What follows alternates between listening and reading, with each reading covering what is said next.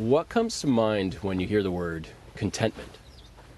Is that a feeling that you are very familiar with? Are we able to immediately pinpoint in ourselves a sense of what the emotionality of well-being is?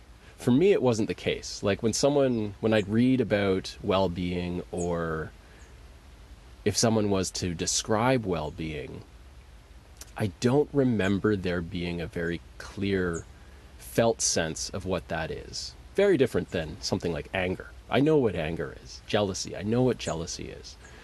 And lately, even more subtle, negative, or uncomfortable sensations like restlessness, I know what that feels like too. It's almost like this sensational itch, or like a thirst or a hunger for stimulation. And the more I thought about it, the more I realized that I didn't really have a good idea of what well-being was. It was so off the radar of my day-to-day experience.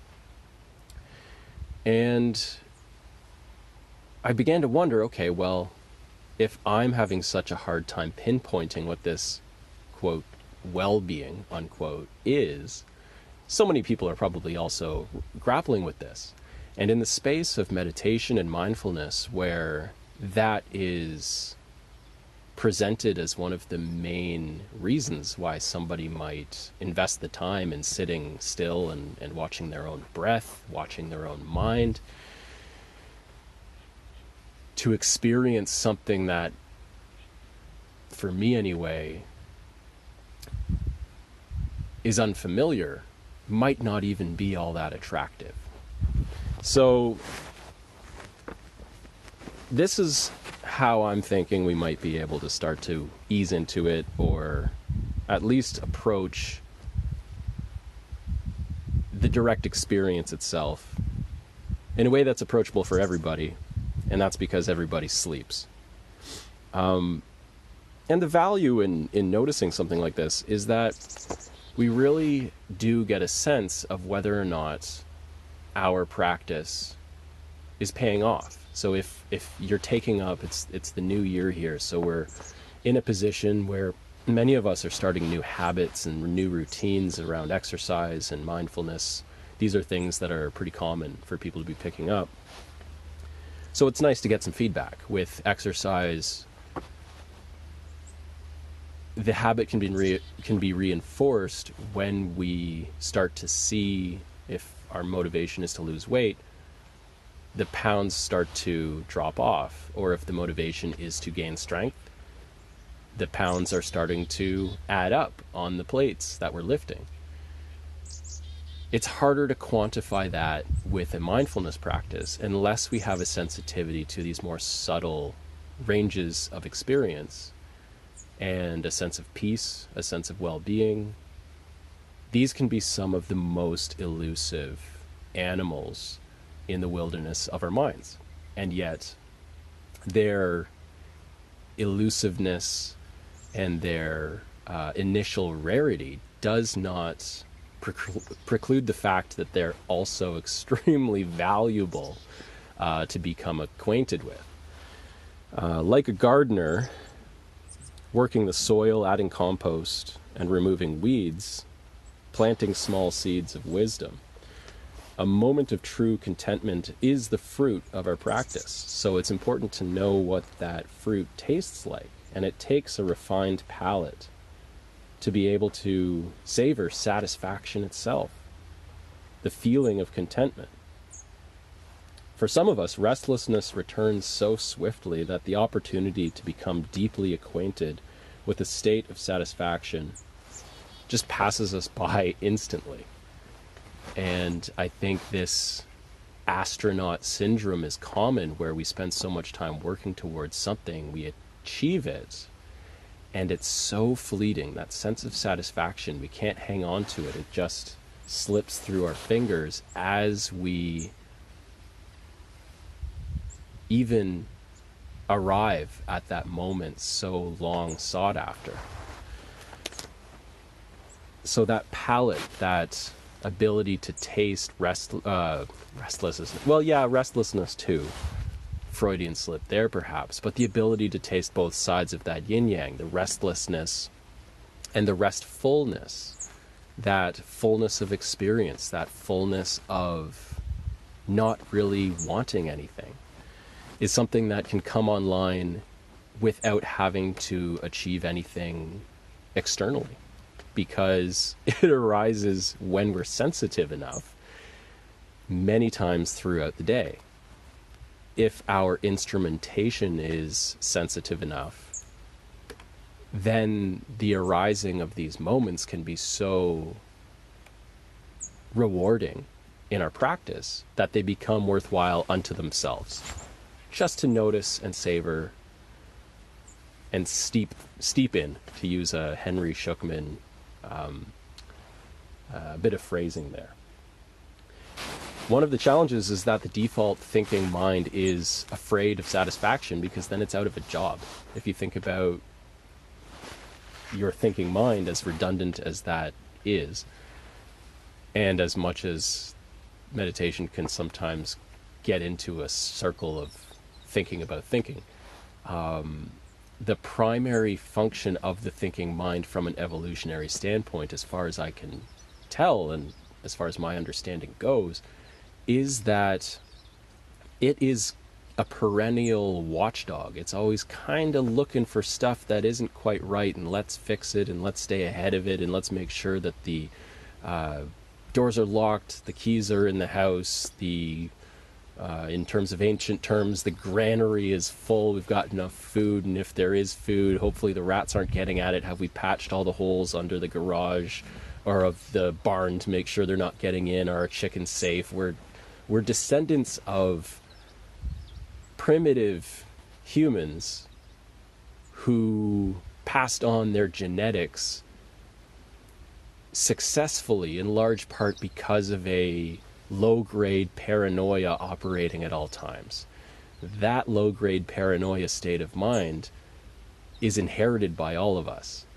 And so a sense of satisfaction is not an evolutionary advantage. That isn't to say it isn't available.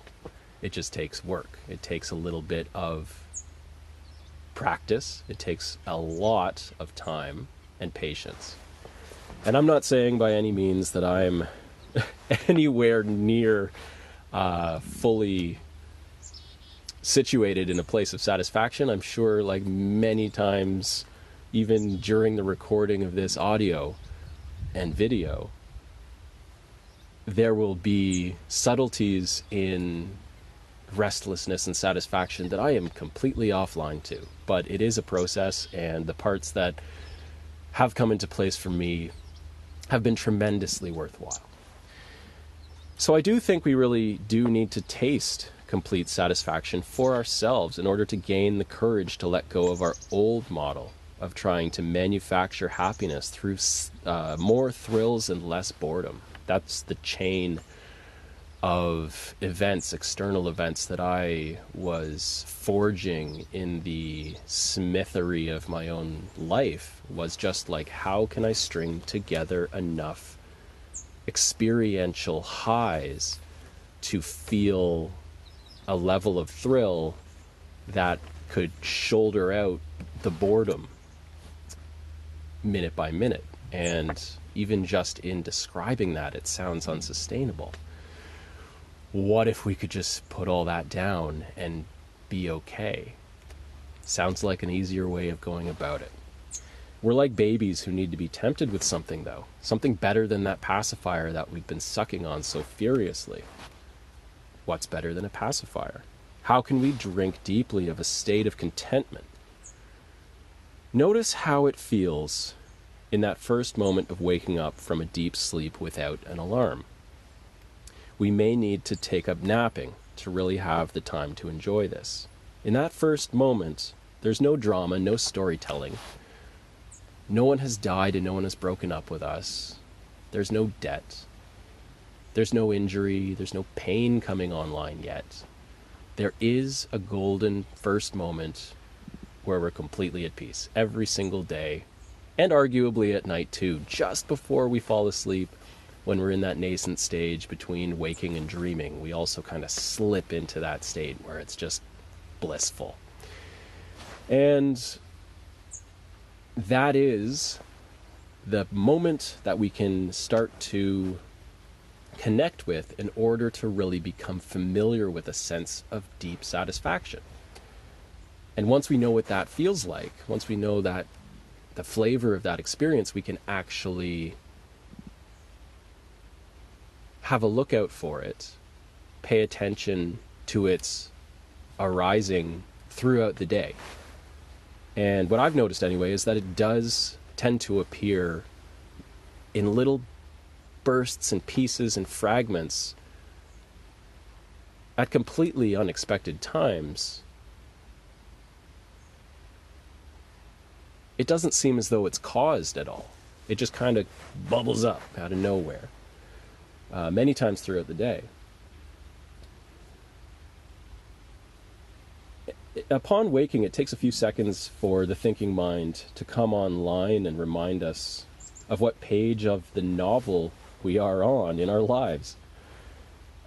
In these precious seconds, we either cultivate our mental gardens or we become completely swallowed up by the story that we're lost in. So it's in that first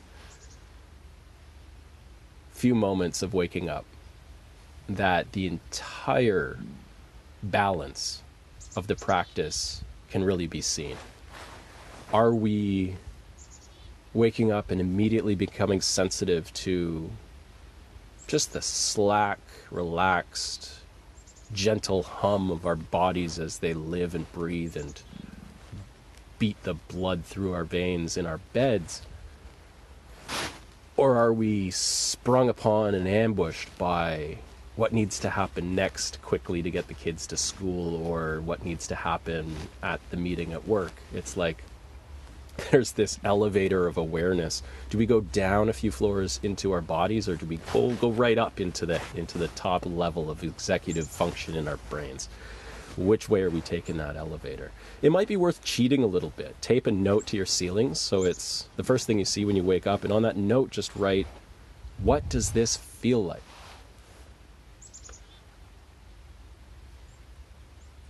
And that might be enough of a cue to remind us to feel into our bodies first.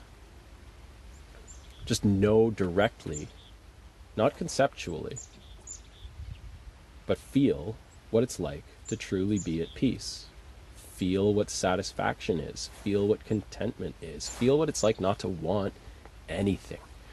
Once we know that feeling, we can begin to notice it arising spontaneously, even for brief moments at first throughout the day. We can notice its absence. When restlessness arises, we can begin to play with the relationship between restlessness and satisfaction. I don't know this, but I think they are opposites of the same wheel, where it's just always kind of turning, and that's okay. And when restlessness comes, it's as welcomed and as allowed to be as anything else.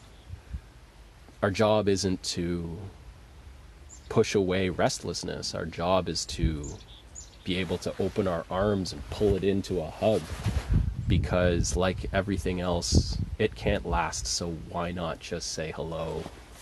How are you? Welcome. I'm glad you're here. Let's see how long you persist. Let's see, with curiosity, what the character of your felt arising in my body is. What is actually happening when I'm restless? What does that feel like?